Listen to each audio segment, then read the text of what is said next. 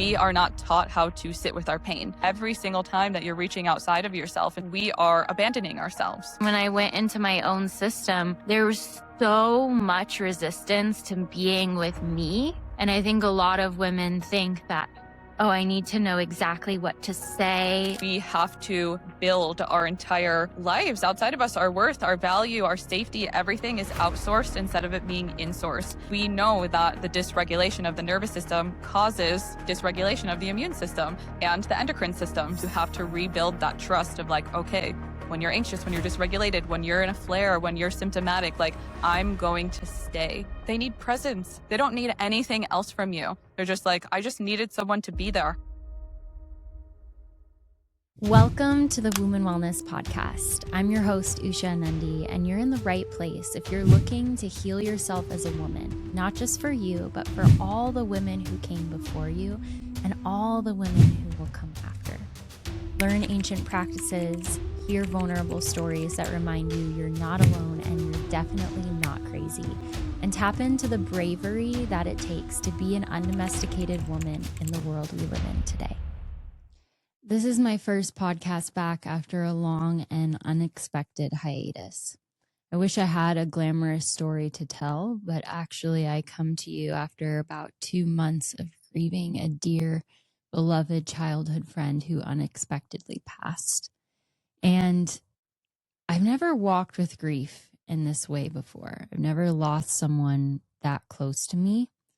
And I'll be honest that I'm such a novice when it comes to handling grief. In the past 2 months, I've just found myself unable to do much of anything. I've had anxiety before commitments. I've burst into tears before appointments.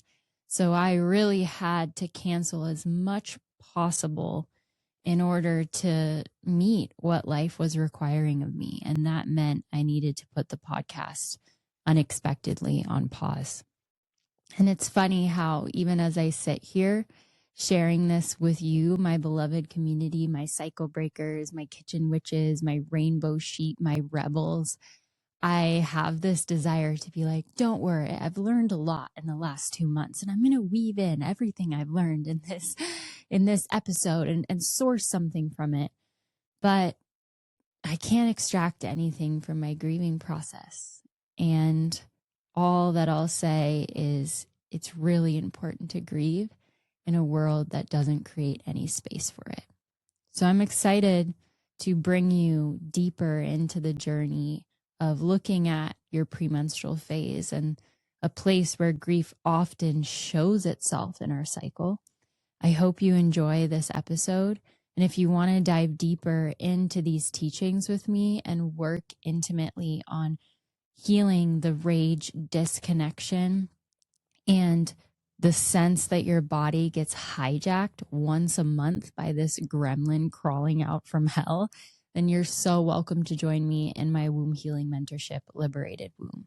This is the place where all the biological rebels who realize that it's the most rebellious act in a world that teaches women to abandon ourselves, to hustle and try to prove ourselves equal to men, to pull back, go deep inside of ourselves and guide our lives from a place of connection with our womb and connection with the cycles of nature.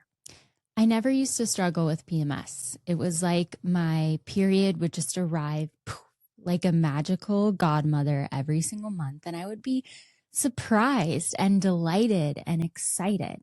But then when I became a mom, everything changed. Once I stopped breastfeeding, my cycle came back with a vengeance, and I found myself getting out my phone every single month to count 1, 2, 3, 4, count the days down until my bleed, often finding that it was 10 days or 11 days or 12 days that I had to survive these huge waves of grief, of rage, and feeling like I was a completely other person. So walking down the path of dealing with huge, horrible PMS for the last 5 or so years was such an initiation for me, especially as a womb health educator who thought I knew what to do in order to heal my womb. I found myself every single month feeling murderous towards my partner, feeling like I wanted to shut down my business, throw all of my technology into a lake to watch it sink to the bottom, and then run away to the forest and leave society forever. If you've ever felt any of these things, then please stay tuned as we dive deeper into how to heal the rage, disconnection, and disconnection of PMS. I'm joined today by Dr. Sarah Campbell. Thank you so much, Sarah, for coming on the Womben Wellness podcast. Thank you so much for having me. I'm so excited to be here. So I was looking through your content yesterday and something really stuck out to me. And then I've seen it recreated by like 3 or 4 different people. And it's this idea of, if you don't want to get an autoimmune disease, you need to be a bitch. And it's like, since you said that, I've seen like 4 or 5 other people say it. And I'm like, oh, Dr. Sarah said that first. It was so strong and powerful. And I kind of want you to go into that a little bit, because I know you talk about how our beliefs create disease. So can you just speak to that being a bitch and autoimmune connection? Like, we're going to go right into it. I love that. Yeah. And I think that it's so important, and it's just so real. It's like we actually have the evidence and the clinical research to literally support this. And, it's like I share all of this with, just with the understanding too, that in our culture, right, it's like any woman that is not self-sacrificing, that's not self-abandoning, that has boundaries, that doesn't not put other people before herself, she's labeled as a bitch, that uses her voice. So it's like, I'm kind of playing on that to be like, that is the only way. That is literally the only way that we can not get any type of invisible disease, because that is what I see. There is a specific archetype of woman that gets an autoimmune disease, that gets invisible disease. And I know, because I was her. I know that it's a very specific type of archetype. And where it's usually rooted is that we have these core wounds and early imprints that create these false limiting beliefs that then create identities like people pleasing. And so usually a lot of the core wounds and early imprints are basically just not getting our needs met and not receiving the love, attunement, care that we need when we are little. And then we basically have a choice at that point when we're little of, we take on the deficiency, like there's something wrong with me, or there's something wrong with my caregivers. And since we need that connection with our caregivers, we have to take on the deficiency. We literally don't have a choice. So we have to say, oh, I'm not enough, otherwise I would be getting the love and the care that I need. Must be something wrong with me, because if there wasn't anything wrong with me, then I would be getting the love and the care that I need. So we adopt all of these beliefs about ourselves, and then those become these invisible constraints that we live inside, and those beliefs then create identities. So it's like, okay, well, if I am not enough and there's something wrong with me, and I need to earn the love and the care from external sources, right? It's like we have to build our entire lives outside of us, our worth, our value, our safety, everything is outsourced instead of it being insourced. And then that sets us up to continually self-abandon. So that's how we become people pleasers. That's how we become perfectionists. That's how, it's like, and that's where a lot of dysregulation, anxiety, vigilance comes from, is that we are building our worth and our value outside of ourselves. And then our safety has to go with that, right? So it's like, if our worth and our value is reliant on our circumstances and people and connections outside of ourselves, we'll never feel safe. We won't ever feel safe. And so it's like, with that, we will always be dysregulated. We're always going to be vigilant. And then we know that the dysregulation of the nervous system causes dysregulation of the immune system and the endocrine system. So it's like, when we're talking about root cause medicine, it's like literally like that is the root cause. It's not enough to just start, doing nervous system regulation work. It's not, because it's not actually the core. You have to ask the question, why is the nervous system dysregulated? And so it's like, we realize like, okay, what are the characteristics of people who are insourced, like women who insource their worth and their value and their safety, it's a bitch. It's somebody who knows who she is, that is not reliant on anyone outside of her to validate her. She knows who she is. She doesn't need that. She knows that she has herself. She trusts herself, and she doesn't need to stay connected. She doesn't need to abandon herself in order to stay connected to anyone. And that's what creates so much vigilance and so much anxiety and so much dysregulation, is needing to rely on everyone and everything else and managing those circumstances and people in order to have our safety. And it's like, it's not even real. It's like that, even when being a people pleaser, it's like that safety that we have built outside of us, it's not even real, because it's fleeting all the time. It's momentary. It's like, okay, for this one day, this person validated you, or loves you, or is connected to you, but it's always changing. And so it's like, what doesn't change is when we have our value and our worth and our safety insourced and not outsourced. And so all of those, it's just like, it is a master class in the first 3 minutes of the podcast with Dr. Sarah Campbell. So thank you for saying that. I want to go into that more, because what you talk about, the idea of in-source versus outsource, I think it's so, so important.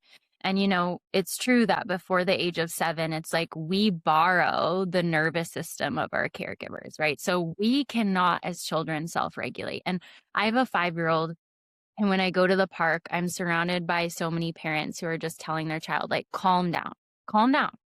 And this expectation that children can calm themselves down is just not physiologically correct. Mm-hmm. So for women who didn't get that co-regulation with their caregivers, who didn't get that consistent, secure attachment, and then go through life searching for that reparation of that rupture that happened back then, how can we make the shift of I didn't get it back then, but I'm an adult now and I want to in-source my safety and stop looking for it in partners or friends or even practices, right? It's like a lot of these things we just use as a pill to try to make ourselves okay instead of actually getting to the root. So how can we start to shift towards that insourcing of finding that security in ourselves? Yeah, it's such a good question. It's like the $1 million question. It's like everyone wants to know. And it's like, I always tell people this work is very simple, but it's not easy. It's very simple to understand, but it's not easy actually in practice to do. But I would say, if I could say it in a few words, it's learning how to belong to yourself. So that is so, so important, is learning how to belong to yourself. And that means many things, many, many different things. But, I think the most important thing is learning how to stay with yourself. That is the thing, right? Because what happens when we experience, right, dysregulation, anxiety, symptoms, triggers, whatever it is, and we want to reach for someone, we want to reach for something, right, to regulate us, or to escape our state, our dysregulation. And every time we do that, we are abandoning ourselves, right? There's a younger part of us that is scared, that is anxious, that is whatever, that is sad, angry, whatever is going on. And when we constantly were reaching outside of ourselves, we are abandoning ourselves, which is crazy, because actually, if you think about it, we are treating our little selves the exact same way that they got wounded.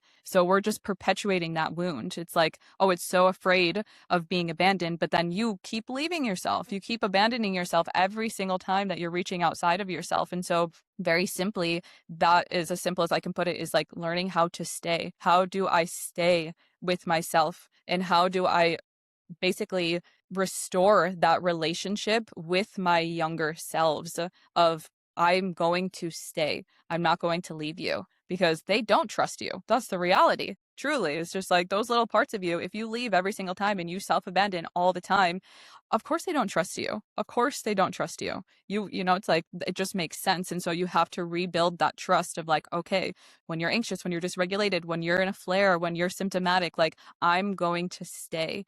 And usually that's all that it takes. It's I do a lot of very intentional somatic work with clients, or IFS parts work. And usually it's when you get down to it, what do those little parts need? they need presence. They don't need anything else from you. They're just like, I just needed someone to be there. I just needed someone to be there to tell me like, there's nothing wrong with me, that I'm okay, that I am enough. Like all, it's just in retraining that. So I think that's a really, really massive part of it, is like really learning how to stay. Another part of it is also learning how to be with and integrate your pain, because actually a lot of the reasons why we are so, needing to escape ourselves so badly is because we are not taught how to sit with our pain. And right, it's like those core wounds, those are really painful. There's really big ruptures that happened, and that's painful. There's a lot of grief underneath, and within those, there's a lot of emotion attached to those core wounds and early imprints.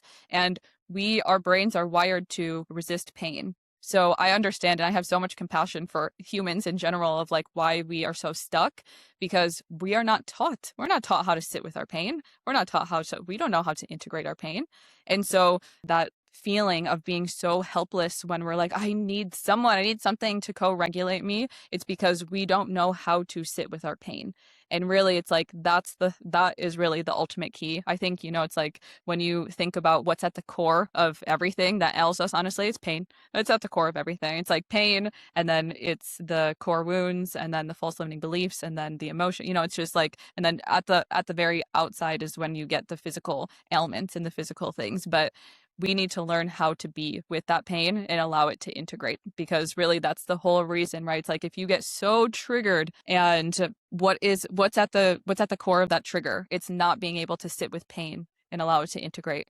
And so it's like when you learn how to do that, then those triggers, they soften. They're like, oh, she knows how to be with that. We don't have to mount this massive response and all these protectors and all this stuff to make such a ruckus, and just like so vigilant, because it's like, oh no, like she knows how to be with that. It's okay. Like she knows how to be with that. We don't have to mount this massive response. And so everything softens.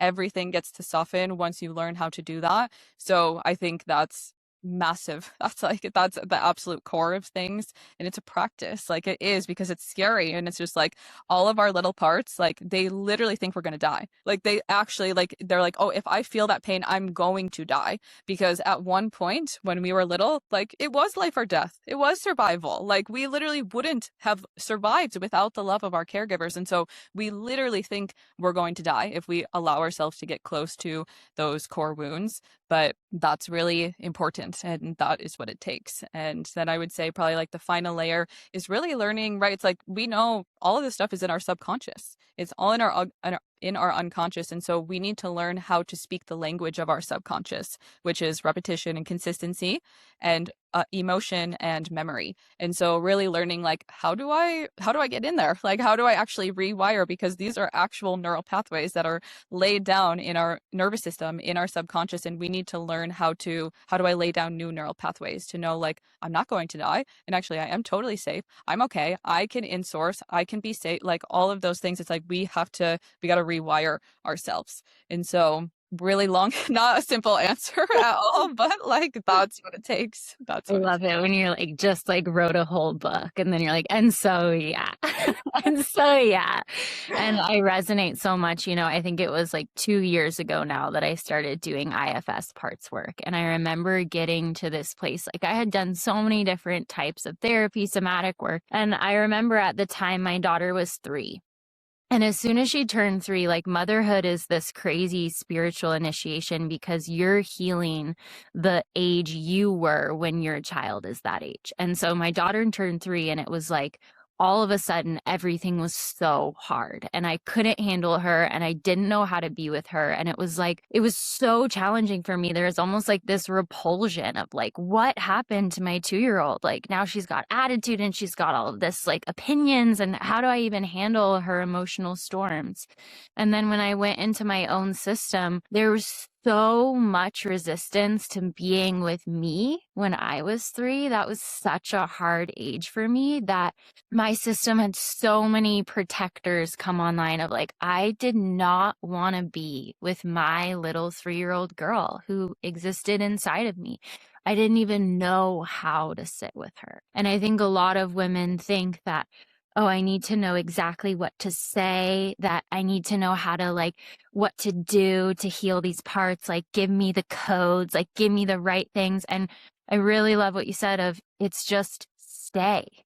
Just be there. Like, what do children need? They don't need you to say the right thing. They don't need you to logic it out. They don't need you to explain it. They literally just need your presence, and your system needs that same thing. And yet it took a long time. Like, I'm still building the capacity to be with some of those parts that I've been working with for years now. So it's kind of like this slow burn that's so rewarding, and there's so much integration, but it's not glamorous. It's not like going to the jungle and drinking ayahuasca and having these like huge underworld experiences. It's like this really slow metabolization of your pain. And it's nothing to like post on Instagram about. It's like day after day, that devotion and that commitment.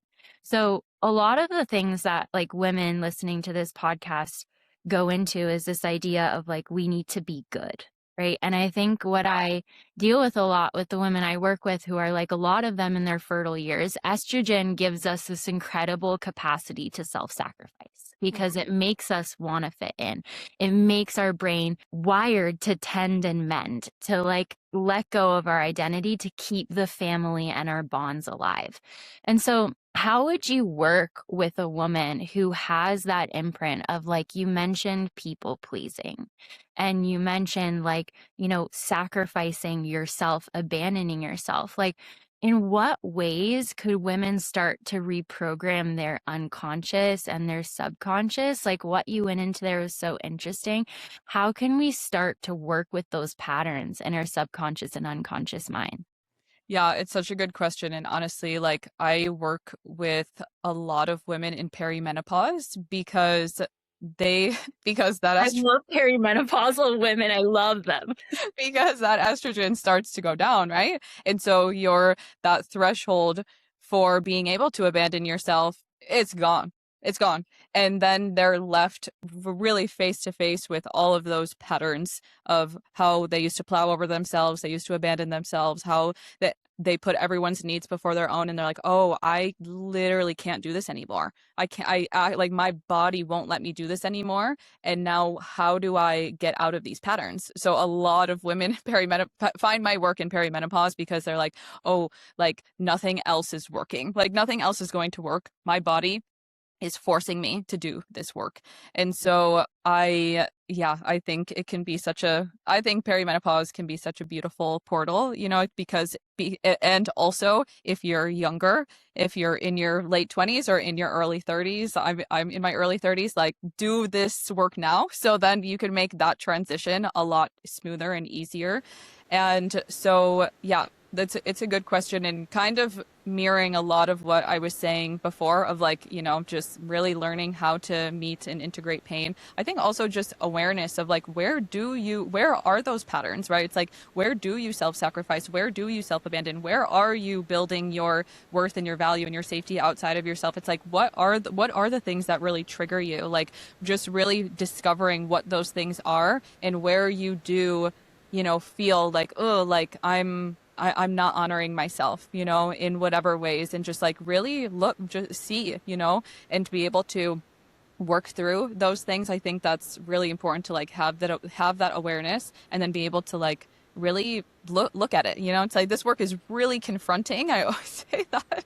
And just like you're saying, not a big sexy ceremony. It's not sexy work at all. It is not sexy, but really being open to that, and being open and willing to really look at yourself clearly in a really deep way. And so I would say, yeah, like I said, a lot of the things that I said before, just, yeah, pain, the deep subconscious work, and really learning like how to belong to yourself, because those things get less triggering. Also, it's like when someone doesn't want to, like if someone doesn't want to be your friend, or like, you know, someone says something or you, whatever, it's like those things become less triggering because you're like, okay, like that's your loss. Like I belong to myself, my worth and my value is in source. So it's like really building that inner worth and value and confidence. And I think like everything kind of flows from that. You know, it's like as long as your worth and your value and your safety are in source, then it's kind of like those triggers, those patterns, those things kind of like fall away.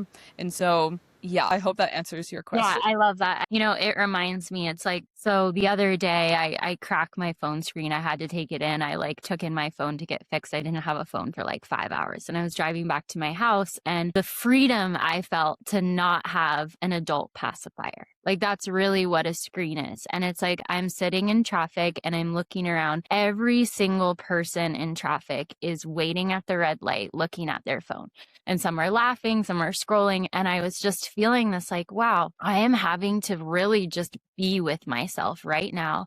There is zero distraction for me, zero constant stream of dopamine that I'm feeding my brain to bring me out of whatever it is that's going on. And it's such a different way to orient towards life, as like these moments of tenderness where we're rubbing up against the discomfort. We're touching our own liberation right there.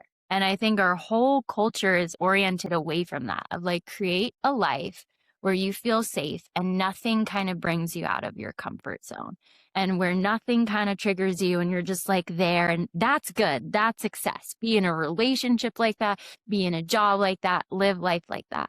And I remember when I launched this podcast, oh my God, it was so vulnerable for me. It was a whole new level of vulnerability.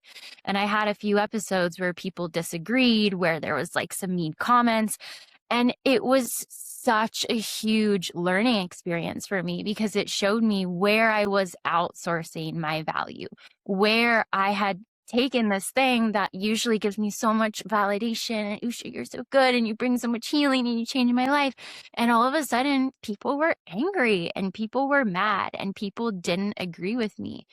And, I saw that as what it was, which was like a doorway for me to expand my threshold, to be able to hold that and sit in myself and be like, no, this is who I am. Like, I remember when I started eating meat and I told all of my community, they were fucking pissed, like thousands of comments that I should be canceled, like all this stuff. And it was so healing to sit there and be like, I don't care, because this is true in me. And that moment was like, wow, when you have moments like that, you get to look back and see how far you've come, to not totally switch up your position just to fit in and just to belong. And so I love what you shared about that belonging to yourself. How do you find that that works for you as like a successful embodied woman? How does that work for you as you try to build relationships with other women? Because that's something that like a lot of the women in my community are trying to do, is like calling in the village. And I have found it to be very hard. So how is that for you, like on a personal note, belonging to yourself, and then also trying to find places where you also feel that belonging to a tribe or a community? Yeah, that's such a good question. And yeah, I love that you bring that up in such a specific way, because that really is the core. Our two core wounds that are at the core of everything are loss and abandonment, and then this idea of separation and belonging. So those are like literally at the core. And I would say that, again, the more that I have insourced my value and my worth and my safety, the less I have been affected by like relationships that are not aligned falling away, or like, not being included. Just I see that all as like, oh, thank you for showing me exactly who you are, because those behaviors, I wouldn't want to be connected to you anyways. Like, so I'm always like, I'm just like, okay, like that, it doesn't bother me. And I always see it as a protection, because I am super real. I'm from Chicago. I was born in the South Side of Chicago. Like, I'm super real. And the reality is there's just not a lot of real people. There's not a lot of people who have really met themselves really deeply. And I don't have space for anyone that is going to put the soothing of their wounds before the love and loyalty of their friends. And that's a very small amount of people, right? It's like, that's even comes with people pleasing, of people being like, oh, I know this person was talking about you, but I don't want to like rock the boat. I don't want to say anything. It's like, no, like that does not fly. That does not fly with me. It just doesn't. So it's like, I keep my circle small intentionally. And like, I'm 33 now, and I can say that like I'm really blessed, because I really have the most beautiful friendships in my life, like both here on island, but also just like all over the country. And yeah, I have really two really beautiful sisters. I have really beautiful connections, but it's like with that radar of like, you need to know how to receive and reciprocate the love that I am able to give. And that is like the ultimate expression of like honoring yourself, right? Because I have not always been like that. I had some really rough experiences in my late 20s and like during my Saturn return where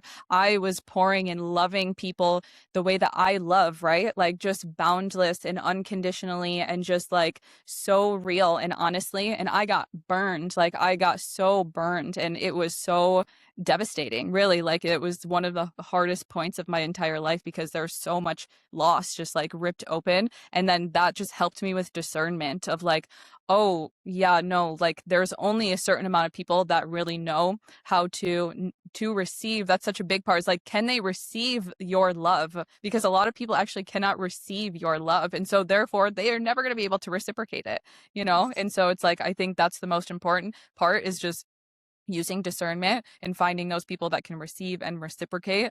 And you know, it's okay to have a small circle. I think you learn that, I think, especially when you get into your 30s where you're like, oh, it is so quality over quantity. Like it is okay to not have this massive group of friends. It's really about like the people that you know, like will ride or die for you. Like that is that, and that you can trust them like completely and unconditionally. But I work with a lot of clients, a lot of female entrepreneurs, actually, in my one-to-one work. And the people that are outside of the healing arts, they definitely struggle with finding other women. Because I work with, of course, the most beautiful, magical, amazing, you know, women. And we were I was talking to one of my clients being like, we need to start something. We got to start like a online group or something of all these really magical women because we exist. But in a lot of times my clients feel very isolated and like they don't have that community wherever they are. And so yeah, I hope that answers your question too, but it's just like raise those standards, like really like belonging to yourself and really like knowing your worth, where you're just like, I will not allow, like I am not going to allow anything less than what I deserve. And it doesn't mean that you can't have acquaintances and friends that you do certain things with. That's fine, but just don't pour into them in that same way of like, I'm giving you everything, because then you're giving them the power to hurt you. And, you know, it's like, that's a liability in my opinion. Like people who have not met themselves really deeply and will just like kind of you throw you under the bus because they are unwilling to confront their own wounds, or the soothing of their wounds is more important than the love and loyalty. You're a liability. I can't love you. Sorry. That's it's just like it doesn't work. Yeah. So I love that. I'm like imagining as you're talking about it, like just like all these magical women, like these like black cats, and we're just like all alone in our houses. And it's like we protected our peace so much that we now barely talk to anybody. And it's really true. It's like, you know, there's the saying that you're the sum total of the 5 people you spend the most time around. And I've felt that in my life work to my advantage. I've also felt that in my life work to my detriment. And I think that so many women, because we do live in a culture that is so disconnected, are so hungry for that connection that we're willing to settle for scraps. And it's like when you settle for scraps, like there's a saying in Spanish, it's like if you lie with dogs, you're going to get fleas. And I found that to be so true. It's like I've used filler friends in my life before in times where it's like I don't have enough people. And so I'm trying to fill those gaps. And it's always ended up bringing me down a little bit. And I love to think of people as like, there's living room people, there's mailbox people, there's like sidewalk people. Like there's people who deserve to be in your inner circle, who deserve to be in your living room, who have earned that and give reciprocally to you. And then there's people you can see sometimes at the mailbox say hi. Then there's people you just want to see out in the world. And it's like having those circles clear for you of what nourishes you back is so important. And I love what you named of like not settling for that, because I too, like I'm 30, I'm just like ending my Saturn return. Fuck a Saturn return. And it's like that experience of a lot of actually really dear friendships that just changed as I became a mom, that changed as I got older, that changed as I like started standing up for myself more. they fell away. And there was so much grief there, but also some lightness of like, in this space, there's so much fertility for my own creation. So I want to go back a little bit to like the perimenopause portion, because I actually just this morning, I taught a class, it's called Girlzilla, and it was all about PMS. And I always teach that PMS, like your premenstrual phase, is like a titrated version of what's going to come for you during perimenopause. And when we feel that estrogen decline, it's like the veil lifts and all of a sudden we get to see things that are usually stressing us out for exactly as they are. So for women now who are like experiencing bad PMS, who are experiencing that kind of like liver qi stagnation pattern that's coming up in them, like how can they start to integrate those two parts, right? Because usually in the estrogen dominant phase, women are really other oriented, people pleasing, really young, go getter, so external. And then when they come back in to be, as estrogen declines in the premenstrual phase, it's like, who am I? And that integration of the two.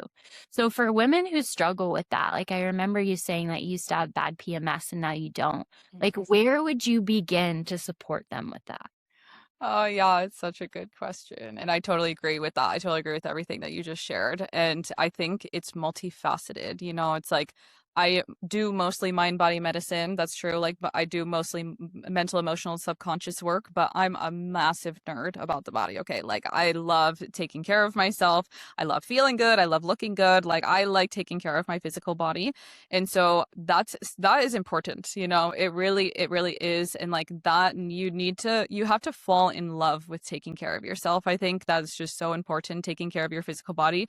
It's important. You know, it's like in your 30s, you're training for menopause, really. You know, it's like you're training for the decades to come, and you have to look at it like that, you know? So I think it's really important to take care of your physical body. I've been lifting weights since I was 19. I think every woman should lift weights. Your muscle mass is the number one predictor of your longevity. So like you gotta get muscle on you and fall in love with whatever makes you happy in strength training. But I think that's so important. You got to get muscle on you.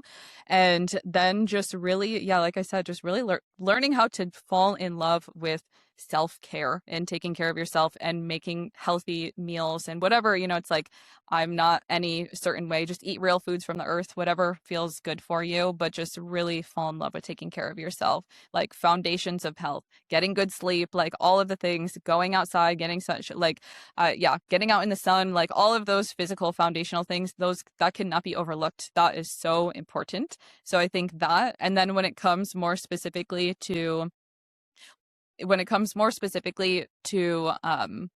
kind of the hormonal shifts and everything that is happening, and kind of more liver qi stagnation and more of those patterns, I think for sure the best thing you can do for liver qi stagnation is feel your feelings and also have a place for your anger. It's like if women don't have any rage practices and they have PMS, it's like, oh, you gotta implement that. You need some rage practices in your life. And then also, yeah, just again, like learning and seeing, having that awareness of where are the places where you're abandoning yourself and then not doing that. Where are the relationships that only work when you're abandoning yourself? Like, who are the people that make you feel like shit about yourself? Like, you know, it's like all of those, what's the environment that you're in? Because that was actually the biggest shift for me, is like, I changed my environment. I got out of a relationship, actually, is like, that's what created a huge shift in my body and also in my hormones, in everything. That's like got me out of, you know, really rough PMS into like it's a holy time now. And so I think that cannot be overlooked. It's like, who are you surrounding yourself with? What are they feeding you? You know, it's like, how are they making you feel? And how can you, like, do you have places where you can express, where you can be fully yourself, where you know, it's like where you are not self-abandoning, where you're loved, you're nourished, you're taking care of yourself. So all of those things are so important, so important. And just a little plug too on methylation defects. I work with a lot of women that have PMDD, like severe, like suicidal ideation every single month, and really bad PMS. And there's one, MTHFR and methylation defects, we got to take methylated B vitamins and magnesium. If you're not doing that and you have PMDD or PMS, like that is a really easy thing to do. And that matters. It happens a lot. It's like 51% of the population, but no one really talks about it. And it happens a lot for people who have a personal or family history of mental illness and addiction. And so that is a lot of people who struggle with invisible disease and PMS. If you're neurodivergent, also there's overlap with that too. So that's need always put a plug in for MTHFR and methylation stuff because it's so prevalent and it's a really easy fix too.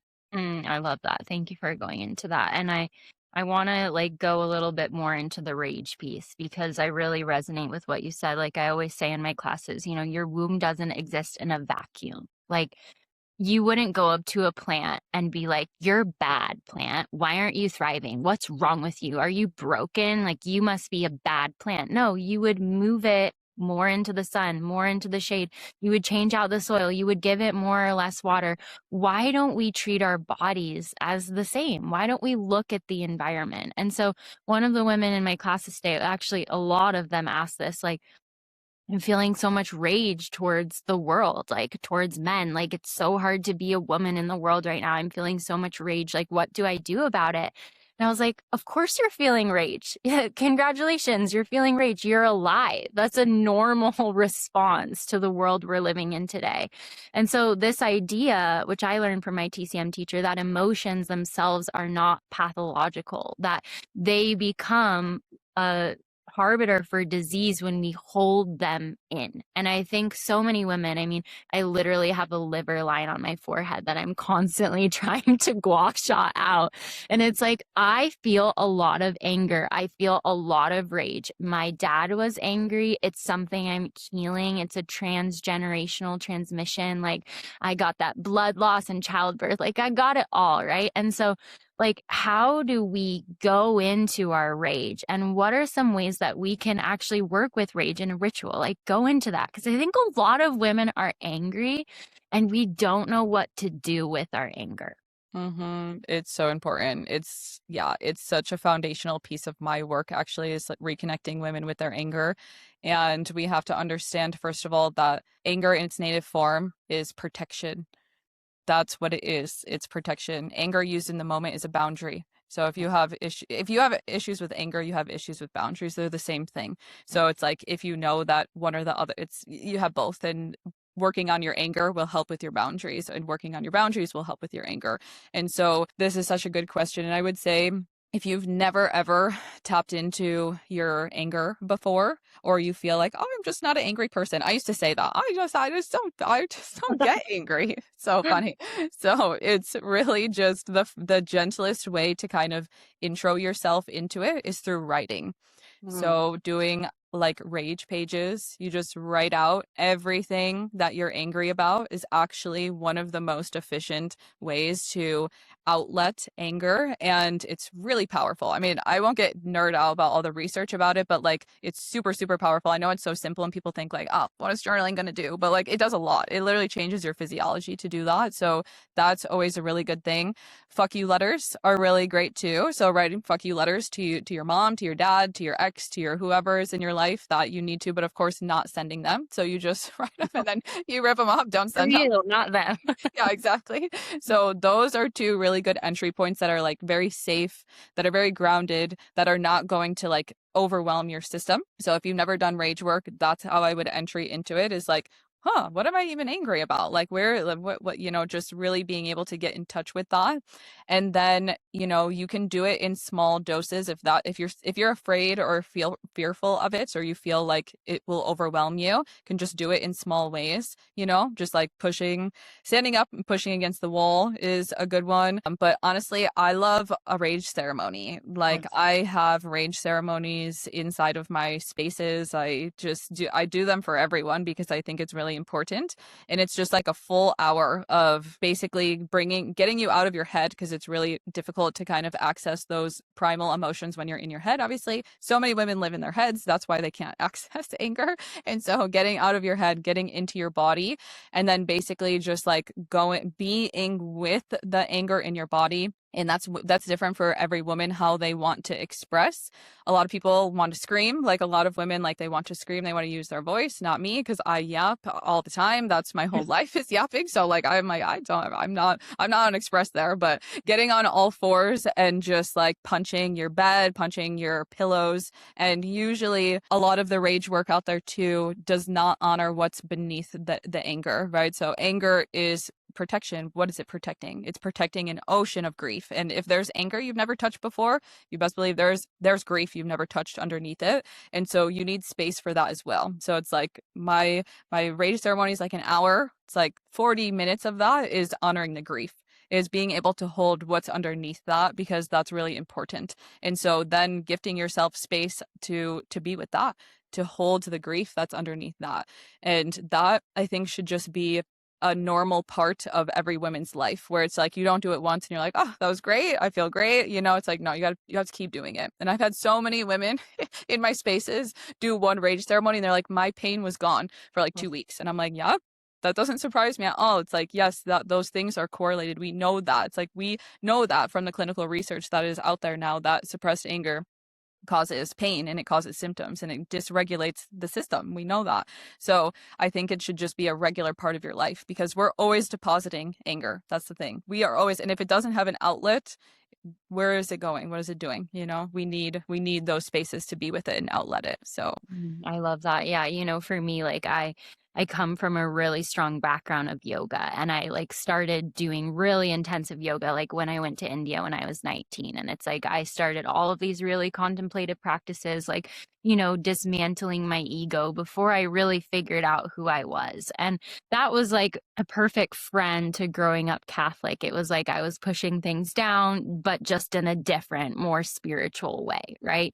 And so I remember I went to this retreat, and it was called Freedom from the Past. And it was all about like catharsis. And I remember we drew pictures of our parents. Like we took pool noodles and we like screamed and hit them, and like all of this crazy stuff that I had never done before. And I had always had a really big disconnection between my belly and my midline. Like I just always held extra weight there, just felt disembodied there. And I remember walking on the path after we had just like raged with a pool noodle for like an hour. And it was like all of a sudden I could feel my navel. I could feel my solar plexus. I could feel this central midline running through my body. And I was so energized and had so much power. And I've noticed for myself, like, because I am a liver chi stagnation girl, like that's the pattern I've been working with since I lost a lot of blood with my daughter in birth. And it's like, I'm a fire personality and 5 element, like it's in wood. It's like, it's there for me. And so I burn and I'm angry. And it's like, if I don't have an outlet to express that anger, it will come out in little ways at the people I love throughout my premenstrual phase. It's like, it slips out through passive aggression. It like comes through impatience. And I notice that if I go to the gym and I like lift weights and I thrust and I'm like pissed and I put on my dance hall and I'm like listening to my dance hall really loud and I'm like angry, it absolutely zeroes out my PMS. There's no anger coming out at anyone because I'm actually meeting it and metabolizing it. And that's one thing I think a lot of the women I work with, they're afraid of those big feelings. They're afraid of their anger. They're afraid of their rage. They're afraid of their grief, that it's all consuming, that once they go into it, they'll be burned or drowned by it. But there is a floor that you hit. And it's like, the more space I create for my grief, the more it digs a hole for my joy. And we can't numb ourselves to one thing and then simultaneously be open to another. And I think that what you said of like women living in our head, it's so right. Every single woman who I work with who comes into Liberated Womb, my mentorship program, it's like they all have themselves figured out. Like they know why it's happening. They know where it come from. They know their traumas. Like they've got a mental map of themselves, but they're not actually being with their body. So that's one of the things that you said, that the body doesn't want to be managed. It wants to be met. So can you talk about like, how do women start the descent from their heads into their bodies? Because I had no idea what people meant when they were like, listen to your heart, listen to your womb. It's like, what the fuck are you talking about? You know? So like, how do they start that journey of getting in there? Yeah, it's such a good question because that is so much of the beautiful, magical, intelligent, it's like that this archetype of women, they do live in their heads, and so it's a protective mechanism, right? It's like if I could figure it out, then I can be safe. It's like I can rest if I know what's going on. I know the pattern, right? And so it's so massive. It's so massive, and it takes a lot of unlearning and relearning, but I think doing very intentional practices around somatic work is really important. And even doing stillness practices, but that are focused on the body, right? So it's like really just feeling, all the places where my skin is making contact with the chair, feeling my breath coming in and out, doing a body scan to see like where is there tension. Oh, when I bring my consciousness there, what happens? Can I breathe into this place where there's tension, and really just like dropping into the body. So every time you find yourself like spinning, like, oh, I'm in my head, it's like stop and be here right now. What's going on? What's going on around you? Then drop into your body. What are you feeling? And then just kind of, you can describe it out loud or in your head of just like, okay, I'm feeling a tightness right here. It's just actually explaining and describing the sensations too. So like descriptor words instead of judging it like, oh, this is bad or this is good, or it's like, no, it's buzzing, it's heavy, it's tight, it's like some type of sensation. And so yeah, I think somatic work, I love the lifting weights too. Like, yes, I always say like no one would want to know me if I couldn't lift weights. It's like I say it's like that is how I discharge. So yeah, just like do what gets you in your body, even like taking walks or just literally anything that will actually get you inside of your body. But yeah, I think that the consciousness, right? It's like bringing the consciousness down and just realizing. And usually that I always say like a lot of this work takes a lot of awareness and kind of more effort up front, but then it becomes more, you get used to it, right? It's like you need less and less and less awareness as you do it more. And so I think just being really intentional about that. And then I would say also alongside the somatic work is doing like some kind of like sensual practice too, where like you are the source of it. Where like you are sourcing that energy, because that I think is incredibly powerful, like getting in touch with that.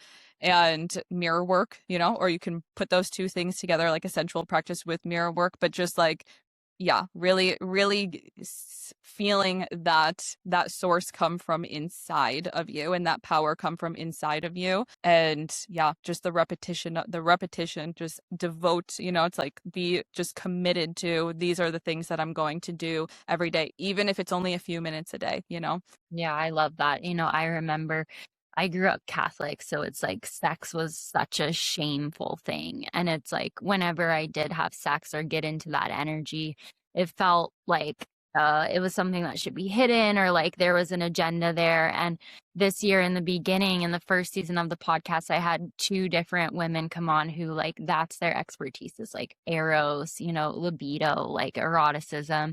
And at the time, my partner was going through a month-long Ayurvedic panchakarma. So like a very deep cleanse where he was celibate. And I was like having this like huge sexual awakening as he was celibate. And it was like really fun to try to negotiate that. And when I was opening up to that, it was like, holy shit, there's so much power here. And of course, as women, we've been taught to be ashamed of that power, to save that power for our husbands, to like only, lady in the streets, freak in the sheets. It's like, because it's a huge source of aliveness that we can tap into at any time. And as women, we're always connected to it. It's like life itself is erotic. Like you live in Hawaii, like it's erotic there, like the sunshine, the elements, it's like the land is making love to you. It's so powerful. And yet as women, we're really closed off to that so often. So like, can you go into that a little bit more? Because that's been a really big healing for me, is healing my system through pleasure versus healing my system through shame and pain. And when you grew up in a place where you were controlled with shame or guilt, like I'm Catholic again. I'll say it again. Those who are Catholic, like, it's like, that's been a really big thing that I don't have to shame, guilt, or be in trouble. I can heal through pleasure. I can heal through connecting with eroticism, through a pleasure practice, through loving myself. Like, where does one begin in that, Sarah? Yeah, it's another layer of belonging to yourself, right? It's another layer of insourcing. It's like all of these things kind of like come back to that theme. And, the worth and the value of basically like not needing anyone outside of you. It's like you don't need to be witnessed. You don't need to be validated in your sensuality and your, it's like your beautiful, it's like your gorgeousness. Like you don't need to be witnessed in that. You can, but it's like you don't need that because you are enough to do that and to create and craft that. And I think, it's like that story with your boyfriend. It's like that's perfect. Like that's absolutely it was so hard. Yeah, it was so hard, but it showed me exactly where I was outsourcing. It was so hard for me. I'm a Leo, like through and through, and it really rubbed me up on my own liberation. Yep, it's beautiful. Yeah, I think, celibacy too, like whether you're doing it or your partner's doing it, it's just like that. It's such a beautiful portal and you learn so much about yourself. But yeah, everything comes back to like that insourcing and just learning how to do that. And all of that is going to make you feel more worthy, more valuable, more insourced, more, it's going to make you feel safer. It's just like, really, it's just going to feed all of that. And that is so magnetic, like that energy is so magnetic. And I guess where to start with that, I feel like it's different for everyone, but I personally love to you just like be playful with it too, because that energy is so playful. So just like I have like a wall of mirrors in my bedroom, so just like you could put something hot on or like just be naked and put some music on. And just like it's also another really good somatic practice because you're it's not about what you look like, right? It's how do you feel? And so you're really having to drop into your body of like when I move, it's just like what feels good, what is fueling this like this feeling. And then it's also like really putting you in your body because you're just like, okay, like you need that in order to do that somatic work. And so it's like it's just beautiful across so many different levels. And yeah, so I would say just be playful with it and be intuitive too, of just whatever makes you feel hot, because I feel like that's different for everyone too. It's just like whatever makes you feel hot, whatever really speaks to you in music, in whatever, like just in movement. It's just like it can be different for everyone, but just as long as you're tuned in and with yourself, and as long as you're in your body while you're doing it and you're letting what feels good guide you, then that's it. It can be really, really simple. I love that. And it's like, it's such a microcosm for the macro of like, as women, there's so much levels of performance that we feel like we have to put on, whether it's like, I feel the pressure for it only in the last like year or so do I feel like I'm truly being more of my full self on the podcast, on the internet. Like I'm being fucking weird. And that's who I've been this whole time. But I thought I needed to be serious and clinical and all this stuff that I'm actually not at all. And it's like that performance piece follows us to the bedroom of like women are thinking about like, oh, what is my partner like? What do I look like? Like, how many of us are thinking during sex, like, what do I look like right now? And finding the angles and the positions to look hot versus like, what feels good for me? And if we can do that with ourselves, and we can guide our whole life from that place, not just like an intimate encounter. It's like, what do I feel like here with this person in this relationship? And building that trust of like, I can trust my body and I can trust that, no, this doesn't feel good, or, oh, this feels expansive. And it's like building that muscle. I think a lot of women just expect it to just be there. I'm just going to know, but it's like, no, that relationship is a muscle. You have to build it by using it over and over again, slowly over time. So I remember one time I was in Costa Rica and I was working with this man and he was like really sad. And he went back to his house and he came back like an hour later. He was my coworker and he came back and his face was like, it's like he got 10 hours of sleep, 3 facials, like a facelift. And I was like, Trey, what did you do? And he said, I just sat in front of the mirror for an hour and I told myself, I love you. I love you. I love you. And I want to know, like, what do you think about those kinds of affirmations? Because I'm kind of torn on it. It's like, I find that affirmations can be powerful, but I also see people kind of using them as an avoidance of some of the hard things. So, what are some ways that, like, we can actually start to get into the unconscious and subconscious? Because what I've seen is that just like sitting with myself and telling myself like you're worthy, you're lovable. It doesn't go that deep. Hmm. Yeah, I because wish it did. yeah, because that's not the language of the subconscious. The subconscious doesn't speak in words. That's not, you have to speak the language of the subconscious, and that's why, yeah, affirmations are very bypassy too, right? It's just Yeah. like it's not. It's because your subconscious is like that's bullshit. Like no, you're not. You know, it's like all this evidence of it not being. So you really have to speak the language of the subconscious, and so it's like those practices. Obviously, he believed that, and that's why it had that, right? So it's like if you do believe that, like yeah, like use those affirmations all day long. That's great. But if you don't, which is a lot of us that don't actually feel that way, and we have these deeper false limiting beliefs, then you have to learn how to speak the language of the subconscious. And one of the most beautiful ways to do that, like I said, it's memory and emotion. And then repetition and consistency. So one of the things that I use with clients and in my group is basically whatever your false limiting beliefs are, you take the opposite of that and then think of 10 memories that you had where you did. So if it's like I'm not enough, like you pick 10 memories where you did feel enough, and then you write them all down, and then you record yourself saying all of them, and then you listen to it every day, because actually those memories and the emotion attached to those memories and that feeling of enoughness, that's what is actually going to translate to the subconscious of that enoughness. Not the words, it's the memories and it's the emotion that's attached to those memories. So that's a really beautiful way to get in there. I love that. And so on that kind of same line, like what do you think about this? I saw this post like a while ago from someone in the womb world, and they were like talking about HPV and how like you attract HPV when you have like low vibration, whatever. Like, what do you think about this kind of idea that like your low vibrational states, you thinking you're not enough, you thinking you're unlovable, whatever that core belief is like attracting these kinds of diseases into your body? Because I fucking hate it. And so I'll just be honest. And I think it's so shamey. And I think it really makes the healing process just adds in a lot of shame and difficulty. So like, what's your opinion on that? Oh, so nuanced, so nuanced. So hopefully I can find the right words for this. But I agree that I hate that. I'm just like, oh, you're just not vibrating high enough. And it's just like, oh my God, like that is the worst. Like, I'm sorry, but those are the worst type of people. Sorry, that actually haven't done the work at all.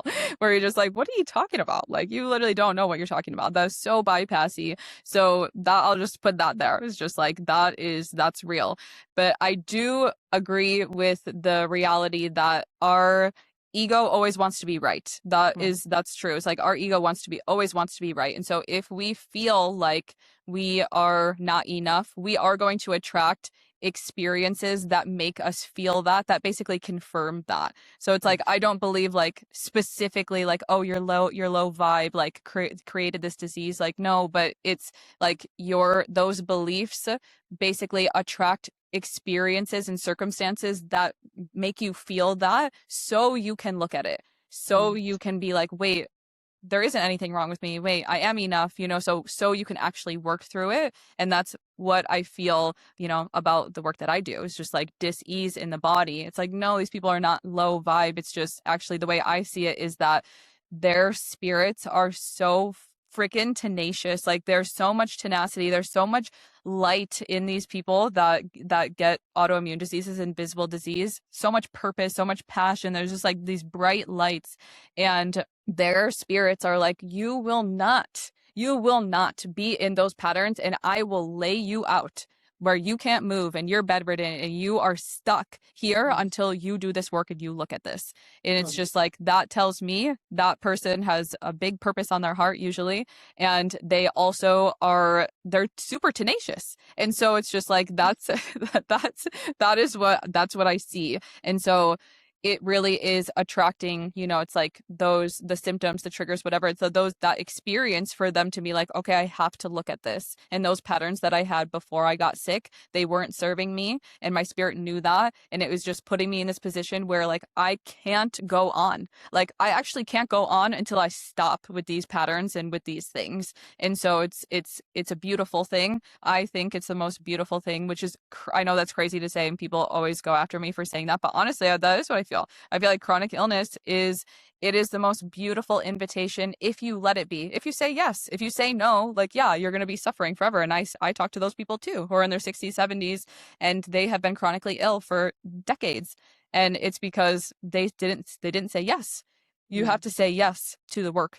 And that can be the most beautiful, because it's inviting you into your liberation. And so that's the most beautiful thing, in my opinion. It's like, if it wasn't for, I got an autoimmune disease in 2021. If it wasn't for that, oh my gosh, like I was entrenched in so many patterns and so many mental constraints. Like, I am so grateful. I am so grateful for my autoimmune disease and being sick. Like, seriously, so grateful. And that is the way we have to be oriented to it. Everything's happening for us. Nothing's happening to us. And you have to, like, you have to reorient in that way, I think. Otherwise, you're a victim of your circumstances, and you'll never get well if you are a victim. Yeah, it's so interesting. Like, just going into that, it's like, so I love what you said. And one of my teachers, Ayurveda teachers, Maya Tiwari, she says, every illness is an assignment.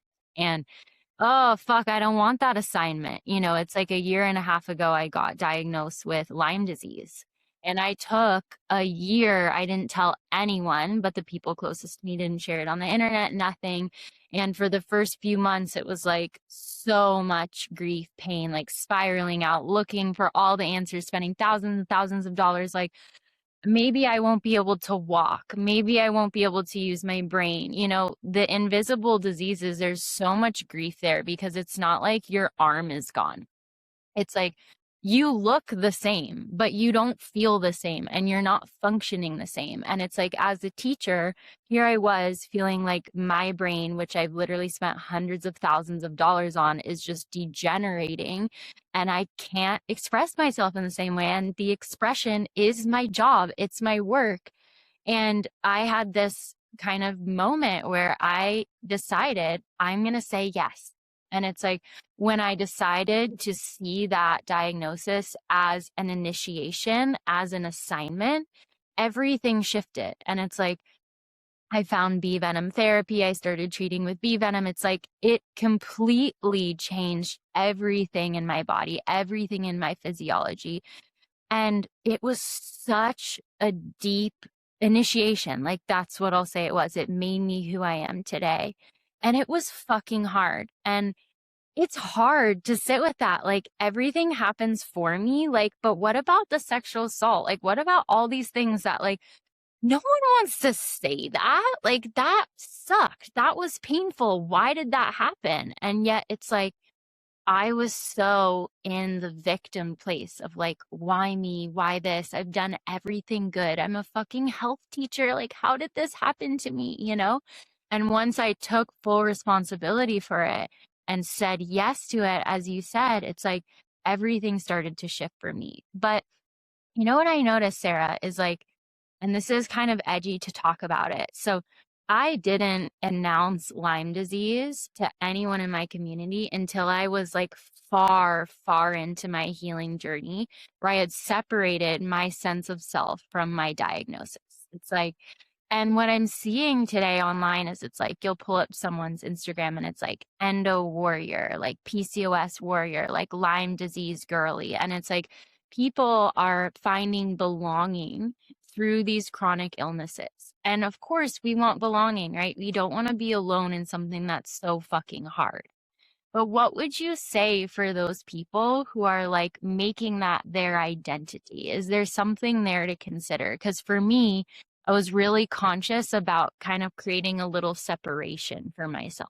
Yeah. And I think that is really beautiful, especially like as a teacher and a creator. I think that's important to be like, okay, I have to wait till I'm in a place where I'm integrated enough that I extracted the medicine enough that I can talk about it in a grounded way instead of like, in the craziness of the process, you know? So yeah, I love that. And it is, you know, it's like that is very edgy. And I think that anything that you link your identity to that's just not serving you. It's just not. Even being like, I am, you know, like even identifying with your job super heavily, like anything that you just, you're really weaving your identity to that isn't like, oh, I am a limitless, beautiful, boundless being of God. You know, it's just like that. Anything else other than that is basically like, you know, it's like, it's not super helpful. It's not super helpful to stay tethered to that. And so I think support and belonging are important. And I agree with that. And I know that having chronic disease is incredibly depressing and it's incredibly lonely, because even if you're surrounded by people, the people in your life usually don't know what to say. They don't know how to hold space. They don't know what to do, or they just dismiss you. And so I get that, because I know, and I also felt that grief of being so alone with my pain, and I couldn't put that grief into words. Like I just couldn't. Like it was so devastating. It was so devastating. And so I get that, but I think that a lot of the support groups and things that are going on, like I've never been a part of it, but I've heard like horror stories about the Facebook groups that, you know, it's just like, it's super depressing. It's like this circle where you just talk about your pain, and that's not helpful. I have a group where we meet every single week, but it's super uplifting because it's everyone who's doing this work. And so it's like, yeah, we get to talk about and process through all of the work that we're doing, but it's like, we're celebrating ourselves of like, yes, like we're doing this work and it's so hard, but it's so amazing and it's so beautiful. And like, this is what, you know, it's like, this gets to be so juicy and beautiful and amazing. And like, we get to stay oriented in that way of like everything, even the hard things, like they're happening for us. And like, how, you know, it's just, if it's that, then I think, yeah, like, yes, have that support. That's so beautiful. But it's just like when you're sitting around and just talking about your pain, it doesn't help. And we actually know that. I learned pain reprocessing therapy from a neurosurgeon. And that was like one of the biggest rules that he had with his patients was like, don't talk about your pain to anyone. That's so And interesting. yeah, and so there's research behind that, and that's also where I learned the rage pages from. That works. There's so much research behind that, and so it's like that's real. You know, I like research, and you know, it's just like You're it's like, I got it. documented that And it's it's so good, like what you said about that, because like I realized that a few months ago when I started sharing more openly about Lyme disease, like there was so many in when I first got the diagnosis, it was like people talking about how they can't walk, they can't talk, they're on disability. I'm like a single mom at the time, like with a 2.5-year-old, like what the fuck, you know, is gonna happen to me? And then it's like I started very intentionally shutting out those sources and surrounding myself with people who made me realize healing was possible. And I remember when I sat down with the bee venom therapist, she's like, oh, we're going to take care of this. Like, this is going to be like 9 to 12 months of stinging. Like, you don't even in the chronic stage, like, you just got the diagnosis. Like, you just got bit by a tick. Like, this is going to work.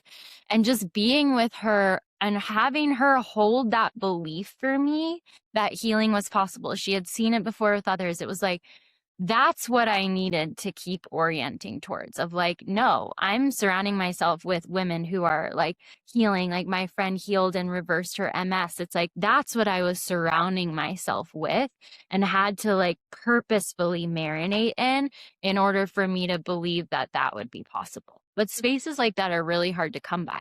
And that's the truth. You know, I always try to remind all of my clients too, where I'm just like, you couldn't even begin to understand with your human brain the wisdom that is our human bodies. Like you couldn't even understand. Like I went to med school and did all I know what goes on in the tiniest little square millimeter of our bodies, and it's a literal miracle. Like it's a miracle down to every system of our body, how they all work together, to every single cell and every little organelle inside of our cell. Like it's a literal, the most wise machine ever that we could literally, we're scratching the surface of understanding it with our human minds. It is literally such a miracle. And to think that it's a self-healing organism. That's what it is. We cut our fingers. We don't have to tell it how to heal. It knows exactly what to do. It's always coming back into homeostasis. All you need to do is remove the things that are in the way. You don't need to find the perfect protocol and it's like, no, you just need to remove the things that are in the way of it doing its own. It knows exactly what to do. It knows exactly what to do.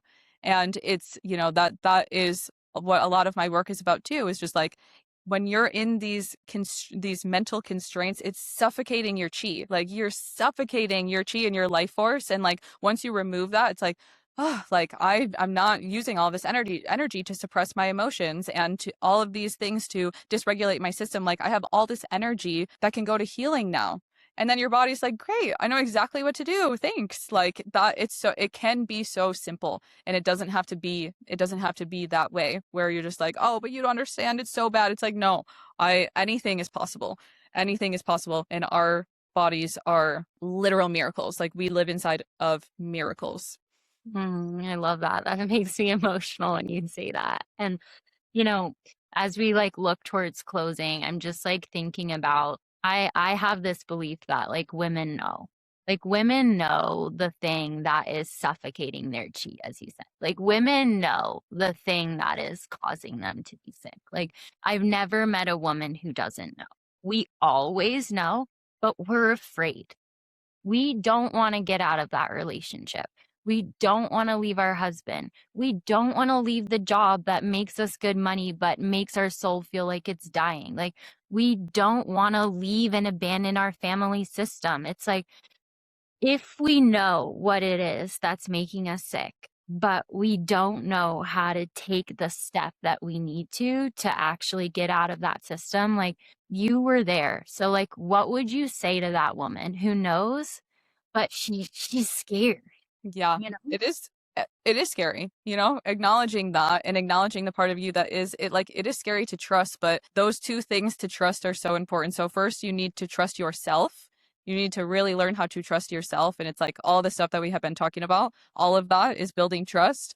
And so really learning like how to trust yourself. And so that is like getting out of the idea or the belief that I'm not going to be okay, right? So many people live inside of that belief. I'm not going to be okay. I have to make sure that I am okay, right? It's like getting out of that and learning like how to trust once you trust yourself, like whatever happens, I'm going to be okay because I trust myself. Like, I've gotten through everything I've ever been through. I know that whatever is to come, like, I'm going to be able to handle it. So that's one thing. And then also it's restoring our relationship with the unknown and also with life, right? So it's like the only thing we know about the future is that it's unknown. It's the only thing we know.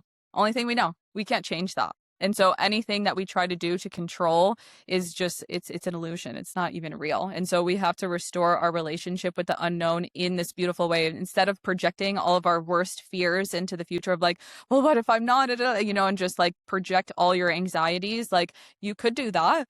Or what if you just actually tapped into the infinite possibility of the unknown? Because actually, if we don't know, then anything is possible.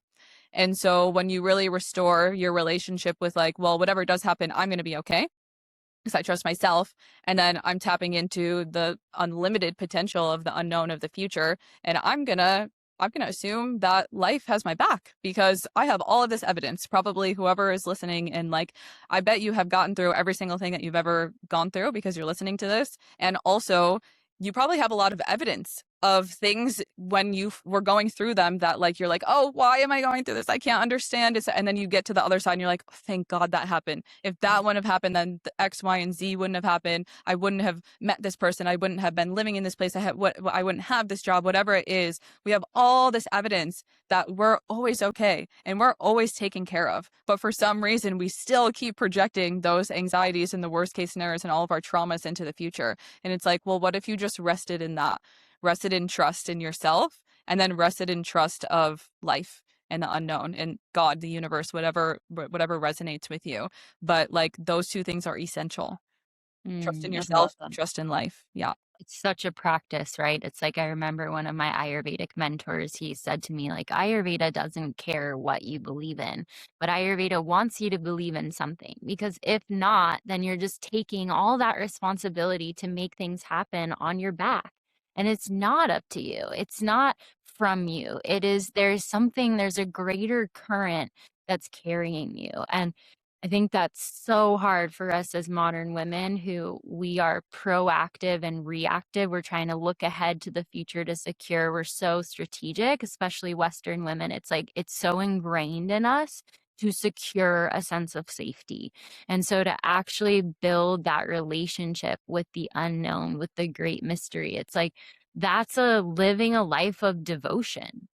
It's living life as a prayer, as a practice of like constant letting go to whatever it is that brings in healing. And I just want to say that it's so refreshing to talk to a doctor about this who's bringing this in, because I love what you said about the body being a miracle and just that recognition of like healing is beyond the intellect of our mind. And I think that's a sign of like a person who brings true healing is they see themselves as the bridge. Like we're not healers. We're just the bridge between the source of actual healing. And that's just a really important, refreshing thing in a world full of charlatans. So I really want to name and appreciate that. Yeah.